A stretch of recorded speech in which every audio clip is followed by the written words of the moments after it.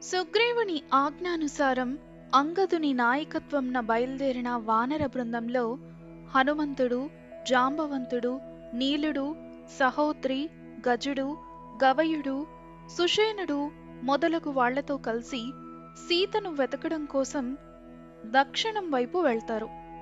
ఆ వానర సైన్యానికి అంగదుడే నాయకుడు.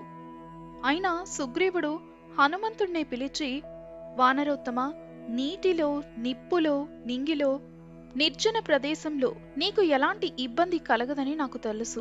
దేవతలు, రాక్షసులు, గంధర్వులు, నరులు, నాగలోకం వారు అందరూ నీకు తెలుసు. పర్వతం, సముద్రం, భూమండలం అన్నీ నీకు తెలియనిది ఏదీ లేదు.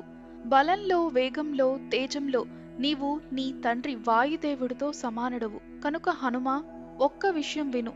సీతను తిరిగి తీసుకొచ్చే బాధ్యత మొత్తం నీపైనే పెట్టాను. హనుమంతుడే ఇది చెయ్యగలడు అని నేను నమ్ముతున్నాను అని చెప్తాడు. ఇదంతా చూసి రాముడు కూడా హనుమంతుడే సీతను వెతకడంలో విజయం సాధిస్తాడని సంతోషించి తన ఉంగరం ఒకటి తీసి హనుమంతుడికిచ్చి, కపీంద్ర, సీతాదేవి నిన్ను చూసి అనుమానంతో కాని భయంతో కాని నమ్మకపోతే నువ్వు నా మాటగా చెప్పు, ఈ ఉంగరం నీకప్పుడు ఉపయోగపడుతుంది.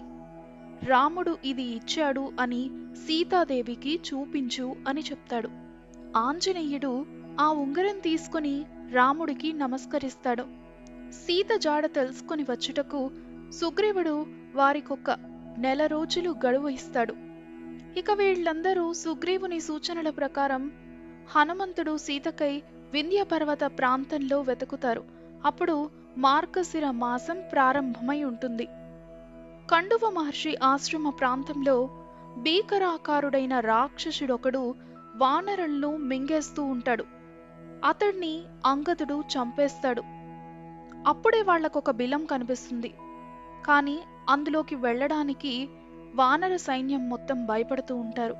ఆంజనేయుడు అప్పుడు వాళ్లకి ఇలా చెప్తాడు, ఇప్పటికే ఎన్నో ప్రదేశాల్లో మనం సీత కోసం వెతికాం. ఇంతవరకు మనకు ఆమె జాడ తెలియలేదు. అందరూ ఎంతో అలసిపోయారు. ఆకలి, దప్పికలు వేస్తున్నాయి. ఈ బిలం నుండి నీటితో తడిచిన చక్రవాకాలు, హంసలు, చెక్కరు పక్షులు బయటికి వస్తున్నాయి. ఈ గుహలో బావి కాని మరేదైనా సరస్సు కాని ఉండి ఉండొచ్చు. మనం ఇందులోకి ప్రవేశిద్దాం అని చెప్తాడు. కాని అక్కడంతా చీకటిగా ఉంటుంది. చాలా దూరం వెళ్ళిన తర్వాత వెలుతురు కనిపిస్తుంది. అప్పుడు వాళ్ళకక్కడ చాలా అందమైన వనం కనిపిస్తుంది. బంగారు భవంతులు కనిపిస్తాయి. ఆ భవనాల్లో తపోదీక్షలో ఉన్న ఒక తాపసి వారికి కనిపిస్తారు. ఆమెని చేరుకుని భయపడిన వానరసేన దూరంగానే ఉంటుంది. ఈసారి ఆంజనేయుడు తానే బాధ్యత వహించి ఆ వృద్ధురాలి వద్దకు వెళ్ళి నమస్కరించి, ఓ వృద్ధురాలా, ఈ బంగారు బిలము, మణిమండప సౌధములు ఎవరివి? నువ్వెవరు? మేము మార్గమధ్యంలో ఉన్నాము. ఆకలి, దప్పికలచే ఇక్కడికి వచ్చాము అని చెప్తాడు. నీరు ఉంటుందనుకొని ముందు వెనక ఏం ఆలోచించగా ఈ బిలంలోకి వచ్చామని చెప్తాడు. కానీ ఇక్కడ ఇవన్నీ కనిపిస్తున్నాయి. ఇదంతా కేవలం నీ మాయాజాలమా, లేదా ఇంతకు ముందు ఎవరైనా ఇక్కడ తపస్సు చేయడం వలన కలిగినవా అని అడుగుతాడు. అప్పుడు ఆ తాపసి స్వయంప్రభ తన కథను మొత్తం తెలియచేస్తుంది. బిలంలో ఉన్న పరిస్థితుల గురించి తెలియచేస్తుంది. అక్కడ ఫ్రూట్స్ ఎక్కడుంటాయో చెప్పి వాటిని తినమని చెప్తుంది. హనుమంతుడు కూడా సీతారాముల కథ గురించి చెప్పి సీతాన్వేషణలో తనున్నట్లు, అందుకనే మార్గమధ్యంలో బిలంలోకి వచ్చినట్లు చెప్తాడు. తన పినతండ్రి సుగ్రీవుడు తనకిచ్చింది 1 నెల గడువు మాత్రమే. కాని శిశిర ఋతువు కూడా వస్తుంది. కాబట్టి భయపడ్డ అంగదుడు తను ఇంకా అగ్ని ప్రవేశం చెయ్యక తప్పదని అనుకుంటూ ఉంటాడు. కాని ఆంజనేయుడు మాత్రం అంగదుణ్ణి ఆపుతాడు. తిరిగి తమ అన్వేషణను కొనసాగిద్దామని చెప్తాడు ఆంజనేయుడు. దీంతో వాళ్ళు సముద్రంకు దగ్గరగా వెళ్తారు. ఇప్పుడు ఆ వానరసేనకి మార్గమధ్యంలో సముద్రం అడ్డుగా కనిపిస్తుంది. వీరు రావడం గమనించిన సముద్రుడు మైనాకుడు అనే పర్వతంతో ఈ విధంగా చెప్తాడు, శ్రీరామచంద్రుని పూర్వజులే నాకు ఈ స్వరూపం ప్రసాదించారు. కాని నేటి వరకు నేను వాళ్ళకి ఏ విధమైన ఉపకారం చేయలేకపోయాను. సీతాపహరణ సమయంలో సముద్రానికి కూడా సంబంధం ఉందని రామచంద్రులు అనుకుంటున్నారు. కానీ అది నిజం కాదని తెలియాలి. ఒక విధంగా రావణుడు నా దగ్గరే ఉన్నాడు, అతడి కోట కింద నేనే ఉన్నాను కనుక నేను రామదూతకి స్వాగతమిచ్చి అతడి విశ్రాంతికి ఏదైనా ఉపాయం ఆలోచించాలి. అందుకే సముద్రుడు మైనాకుడిని పిలిచి రామదూతకి స్వాగతం చెప్పు. అప్పుడు మైనాకుడు పర్వత రూపం ధరిస్తాడు. ఇదేదో విఘ్నమని భావించి హనుమంతుడు తన కాలితో పాతాళానికి దీన్ని తొక్కివేసేయాలి అని అనుకుంటాడు. అప్పుడు మైనాకుడు మానవ స్వరూపం ధరిస్తాడు. హనుమంతుడికి నమస్కరిస్తాడు. నీవు నాకు ఎంతో ఉపకారం చేసిన వాయుదేవుడి పుత్రుడవు. మహేంద్రుడు వజ్రాయుధంతో పర్వతం రెక్కలు కట్ చేసినప్పుడు మీ నాన్నే నాకు హెల్ప్ చేశాడు. నేను సముద్రంలో ఉండగలిగాను అని చెప్తాడు. విశ్రాంతికై ఆ పర్వతాన్ని చూపించినప్పటికీ హనుమంతుడు నేనిక్కడ ఆగలేను, నన్ను క్షమించు.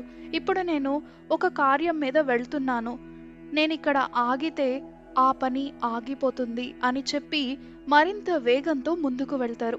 హనుమంతుడి దేహబలం గురించి తెలిసిన దేవతలు అతడి బుద్ధిబలం కూడా పరీక్షించవలసిందిగా అనుకుంటారు. దక్ష పుత్రిక కశ్యప పత్ని నాగమాత అయిన సురసను పంపిస్తారు.